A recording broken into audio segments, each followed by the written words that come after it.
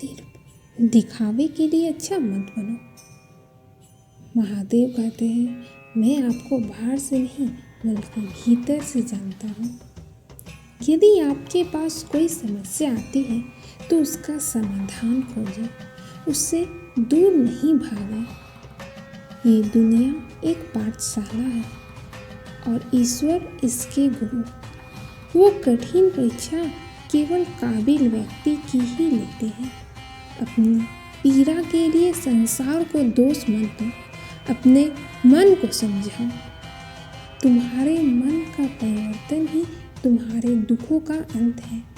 मन का मैल मिटा दो।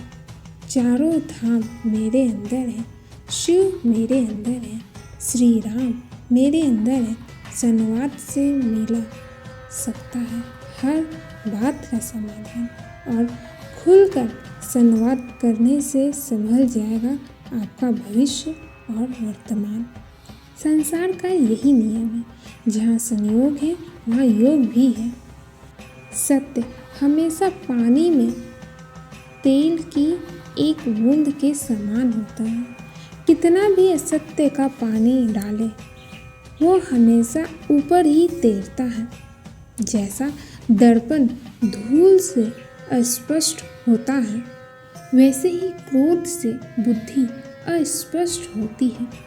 अपने जीवन में कभी भी ना किसी को आनंद में वचन दे, ना क्रोध में उत्तर दे, और ना ही दुख में कभी निर्णय ले। जो एक क्षण में बदल जाए, एक क्षण में भंग हो जाए, वो प्रेम नहीं लोभ होता है।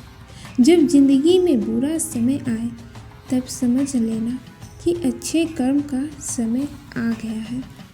इस पूरे ब्रह्मांड में ऐसी कोई ताकत नहीं जो इंसान की इच्छाओं की पूर्ति कर सके, क्योंकि इंसान की इच्छाएं एक समुद्र के समान होती है जिसे कभी भी भरा नहीं जा सकता। इंसान इसलिए दुखी नहीं है कि वो ईश्वर को नहीं मानता। इंसान इसलिए दुखी है क्योंकि वो ईश्वर को नहीं मानता। संदेह की स्याही से संबंध के पृष्ठ पर कभी शुभ अंकित नहीं होता। इसलिए अपने मन के विचार और संबंधों का आधार दोनों ही शुभ रखें। समय आने पर सबको मिलता है। समय से पहले की चाह ही दुख का कारण बनती है। मित्र सबको प्रथम उच्चारण करने वाला व्यक्ति मित्रता के लिए सबसे ज़्यादा प्रतिबद्ध है और समर्पित होना चाहिए। वे मूर्ख हैं जो प्रेम को बकवास कहते हैं। प्रेम एक संसार की मूल है, इसी से संसार बना है। दगा किसी का सगा नहीं होता। जहाँ मतलब खत्म होता है वहाँ दगा की शुरुआत होती है। महादेव कहते हैं, मन की गतिविधियों, होश, श्वास और भावनाओं के माध्यम से भगवान की शक्ति सदा तुम्हारे साथ है। धरती पर जिस प्रकार मौसम में बदलाव आता है, उसी प्रकार जीवन में भी सुख दुख आता जाता रहता है। लोग आपके अपमान के बारे में हमेशा बात करेंगे। सम्मानित व्यक्ति के लिए अपमान मृत्यु से भी बदतर है। आत्मज्ञान की तलवार से अपने हृदय से अज्ञान के संदेह को काट कर अलग कर दो। उठो, अनुशासित रहो। सफलता जिस ताले में बंद रहती है वो दो चाबियों से खुलती है, एक कठिन परिश्रम और दूसरा दृढ़ संकल्प। मैं भूतकाल, वर्तमान और भविष्य काल के सभी जीवों को जानता हूँ, लेकिन वास्तविकता में मुझे कोई नहीं जानता है। जो दान कर्तव्य समझकर बिना किसी संकोच के किसी जरूरतमंद व्यक्ति को दिया जाए, वो सात्विक माना जाता है। जो पुरुष सुख तथा दुख में विचलित नहीं होता और दोनों में समभाव रहता है, वह निश्चित रूप से मुक्ति के योग्य है।